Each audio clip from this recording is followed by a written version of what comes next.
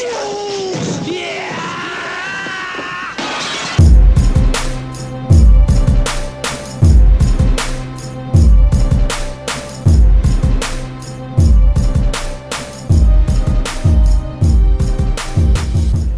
everybody, welcome to the newest episode of Capital Combat. The name says it all. I'm Hakeem Branch. Rob Jarrell. And today we got a treat for you. We're going to be talking about the Floyd Mayweather-Canelo-Alvarez fight that's happening this Saturday, September 14th, live on pay-per-view. And in this guide, this is going to be for the casual fan. Someone who doesn't watch boxing all the time, but only when it's someone they know or it's labeled as a big fight.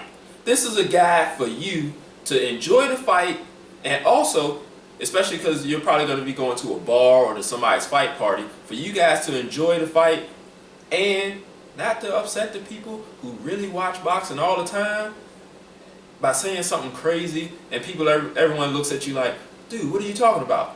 This video is for you. So when you say something, people say, hey, that guy knows what he's talking about. And that's what we're here for. So first, we're going to give you guys a few points on what you can do to enjoy the fight, and then we'll break down the undercard. Go ahead, Rob. Tell them the first thing they can do. The very first thing that you do is get there at a good time. Now, this is the biggest fight of the year with Floyd Mayweather Jr. versus Canelo Alvarez. This is the first real threat that Floyd Mayweather apparently has had in a while. So get there on time and watch the whole fight. No one wants someone coming in the middle of the fight talking about, oh, this is a boring match. How would you know? You came in at the 8th round. Exactly. Get there, get prepared, and pay attention, because you're going to want to see a whole fight, especially if, from what I expect, a 12-round destruction. Now, when we say early, we're not talking about early in the Mayweather fight. We're talking about at the very beginning of the card. If you're going to a bar or someone's house, you're probably going to pay a cover charge. Honestly, the price of this pay-per-view is pretty high. I'm sure that someone's going to want some help with their cable bill, and the bars are seeing dollar signs from having people come in and pay to watch this fight, because they know everybody from Joe Blow on the corner to the most hardcore of hardcore fight fan is going to want to see this fight. So they're going to charge you an arm and a leg just to get in the bar, on top of having to pay for food and drinks. So get there early. And with bars, the earlier you get there, the less you pay. So try and get there around, the card starts at 9. So I would say get there like 8:30, 8:45, try and get you a good seat. Maybe right at the bar or in a booth with a good TV right there so you can even hear the commentators. So get there really early, get your money's worth, and then enjoy the whole card. There are 4 fights on, not just the main event. Yeah, and speaking of which, let's go into those fights that are on the card. I know for a lot of people, like my wife for example, she likes to know about the person's backstory so she knows who to root for. Now, I know a lot of people are like that. So what we're going to do is we're going to give you a little bit about some of the fighters on the undercard, because you probably don't know who they are. So you can say, hey, I know who that guy is. I like his story. I'm behind him. I'm going to root for that guy. First, we're going to start with Ishe Smith versus Carlos Molina, and that's going to be for Ishe Smith's title. Now, with Ishe Smith, you have someone who was on the very first boxing reality show, The Contender. He was on that show. He lost to the eventual champ Sergio Mora. That's someone you might know of if you watch The Contender. And he's also fought a who's who of fighters as he came up in the ranks. Now, he had some setbacks. He lost a lot of those fights that he had coming up, and so he was kind of pushed to the back burner. And because of that, the boxing politics kind of pushed him to the side. He lost his way a little bit, and at one point, he actually considered suicide. And that's a very sad story, but he overcame, he decided not to do it, and he pressed on with his boxing career, and eventually got the attention of Floyd Mayweather Jr. himself, who ended up putting him on his promotional stable and led him to a title shot, which he won against Cornelius K9 Bundridge, another Contender alum. So with that, he became the first person that was actually born in the city of Las Vegas to win a world boxing title. This was a big deal for not only Ishe Smith, but for the city of Las Vegas. So that is something. That's a great backstory to have. He's been an underdog his whole career. He fought and fought and fought his way. He never gave up, and now he can say that he's a world champion. Rob, why don't you tell them about the challenger Carlos Molina? Now, while Ishe Smith was a very compelling story, Carlos Molina has not had it easy as well. Carlos Molina has fought a who's who of fighters in his career. He is one of the guys who has had to take the hard way up. He has fought former champion Julio Cesar Chavez Jr. twice. Once to a draw, the second fight to a loss, and both of them were very disputed in its ending. Highly competitive. Now, he's also fought other great fighters, former champions or future champions, as in James Kirkland, Iris Laura, the Cuban Olympian. He has also fought, who else has he fought? He beat Corey Spinks in his last fight, who is the son of, he's the son of one of the Spinks brothers. I can't remember right now. He's the uncle, I think he's the nephew of Leon Spinks and the son of Michael Spinks. So we're talking about a guy in Carlos Molina who has a lot of experience, and when he has had to step up to that next level, we're talking about disputed fights. He had a disqualification versus James Kirkland in a fight that he was winning hands down, and he is finally to the point where he has a title match against someone who he has a fairly good chance to beat, and he's going to take every advantage to win, and this will be years of work if he succeeds. Right.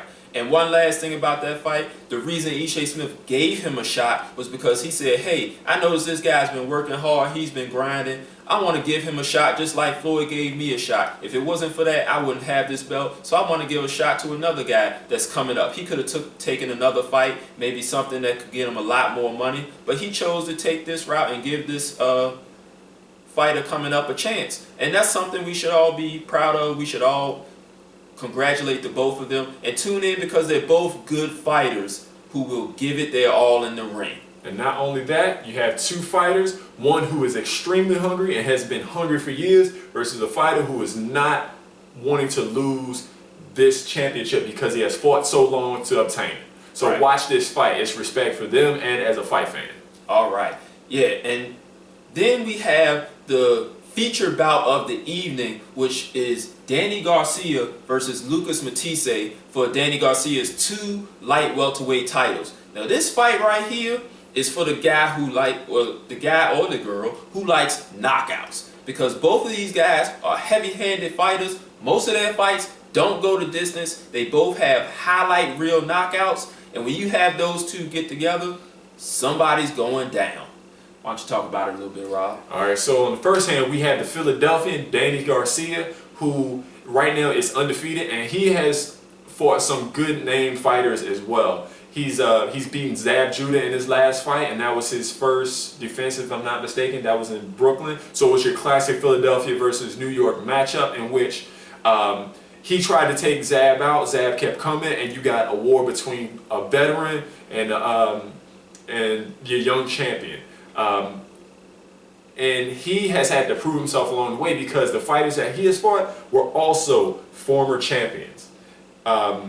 Zab being one of the most high-profile ones, he's fought the Mexican legend Eric Morales twice, in which he's had to knock him out the second time, in which he almost turned his head around. Eric Morales caught a vicious left hook, and it was ugly, but Danny had a point to prove. Right. He's also beaten Amir Khan, who was a highly touted, he was a former Olympian, former world champion. He's campaigning at welterweight now. He also beat Kendall Holt, who's a former world champion. So he has been in the ring with a lot of former champions and has done very well against them. He knocked out Amir Khan quite emphatically in their fight. And so he is somebody who looks for the knockout, but he has the skills to back it up as well.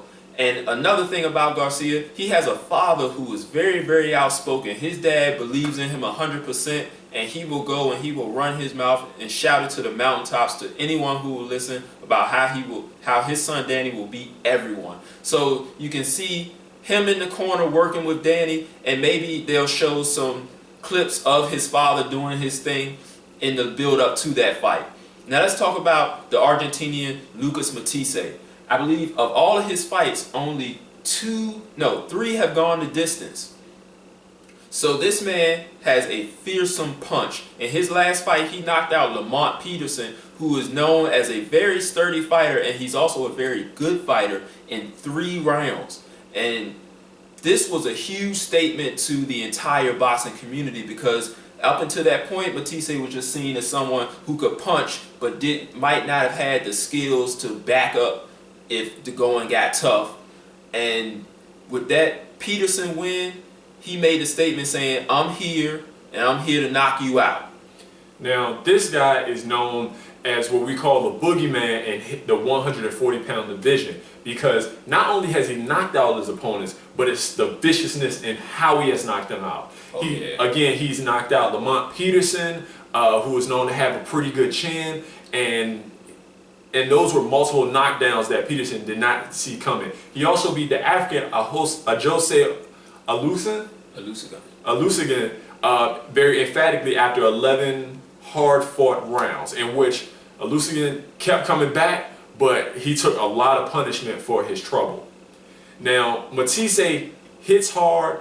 He has had a knock on him that he didn't start fast enough, and as soon as he put his foot on the gas, those have been when the winds have started coming. He's a very powerful fighter. He's actually a very rugged fighter. So you're going to see 2 aggressive styles, 2 hard-hitting styles, and you're also hoping to see a knockout in this one, because the fireworks are coming. There will be blood. Now let's move on to the main event between Floyd Mayweather and Saul Alvarez. Now, most of us have seen Mayweather fight. We know what he brings to the table. We know the skills that he possesses, and we should respect those skills and appreciate those skills. So let's talk about what Saul Alvarez brings to the table and see if, you're probably going to be rooting for him, because most people, they don't like Mayweather, for whatever reason. But hey, that's your reason. And let's give people reasons to root for Saul Alvarez. All right then. First off, he's a young guy. He's only 23 years old. He's had almost as many, I think he's had more fights than Mayweather. He's 44.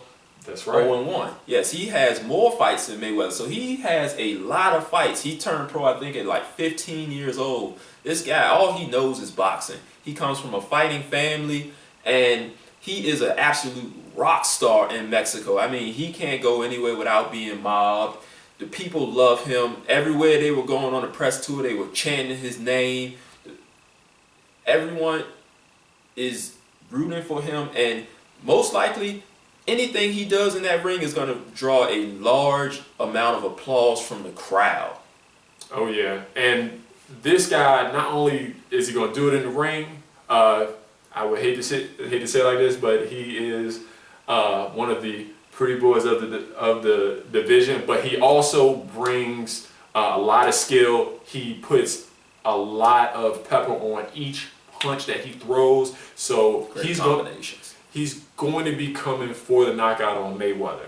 And again, this is a guy who has been challenged, that he hasn't had great competition leading up to him becoming the champ of the 154 division, except for his last fight against Austin Trout. Who was also an undefeated fighter at the time. So he wants to prove the point that he is the next, not Mexican superstar, but he is the next world boxing champion superstar. And to become that, to have that title, he has to beat the man. And remember, to beat a man, you got to beat the man.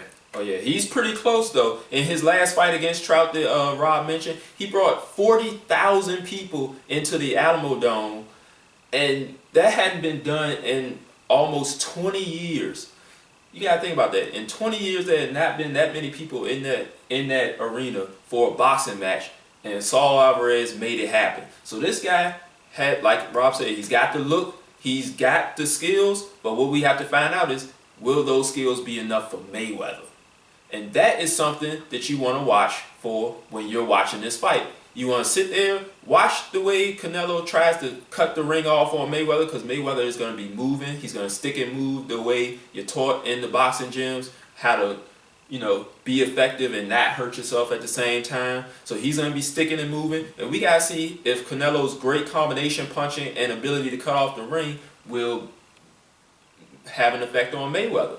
That's pretty much the number one thing to look for. And we're going to cover this fight more in depth in a hardcore fan's view for this fight.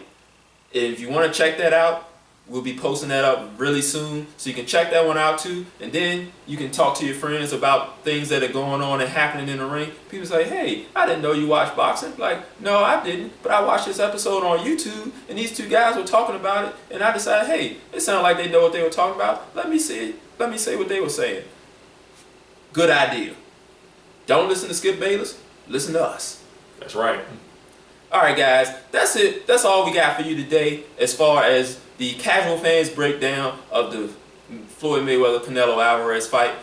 Make sure you like the video, share it with your friends, because they're going to be packed in that house, so everybody wants to be on the same page and be talking about the same thing. Subscribe on YouTube, because we got some great videos for you. Please leave a comment. If you have questions, feel free to ask us. We are always open to any questions that you may have. Alright, peace. Russia, this is round one, and you've already lost. They don't seem to see that everything we've done is coming and cost. My fists are on fire, I perform till I perspire. My demons are in a rage, keep thinking that it's a game. I kick round hurricane, I told them I don't play, I'm liquid. Black Street Fighter.